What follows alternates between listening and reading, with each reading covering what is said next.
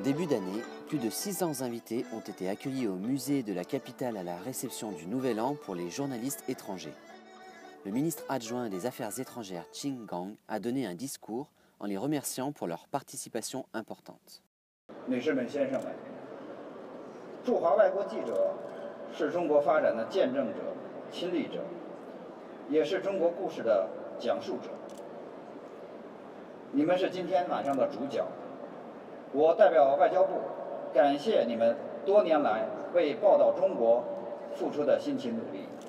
Qin Gang a précisé que l'année 2018 allait être riche en événements, en citant le forum de Boao pour l'Asie, l'organisation de coopération de Shanghai, le forum sur la coopération sino-africaine ou encore l'exposition internationale d'importation de la Chine.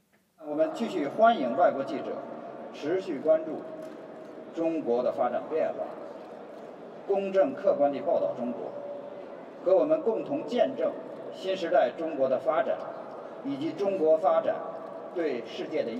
Pour mieux raconter l'histoire de la Chine, Abdelalem Digna, correspondant de l'agence marocaine de presse, rapporte le fait incontournable du bon accueil des journalistes étrangers.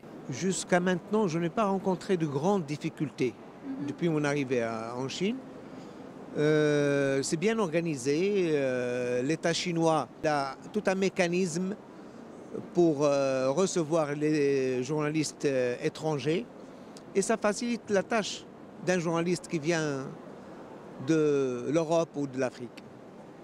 Arrivé depuis 4 mois, M. Digna est stupéfait par la présence constante du ciel bleu de Beijing, pourtant averti avant son arrivée du terrible smog de la capitale. Cette année, on a eu beaucoup plus de ciel bleu, à ce qu'on me dit, à Pékin. On sent ça, d'après les statistiques publiées. Il y a une diminution de vente des masques, il y a une diminution des ventes du matériel de purification de l'air. C'est que la situation s'améliore et j'espère bien que le gouvernement réussisse à atteindre les résultats escomptés. Cette année, la Chine célèbre le 40e anniversaire de la politique de réforme et d'ouverture.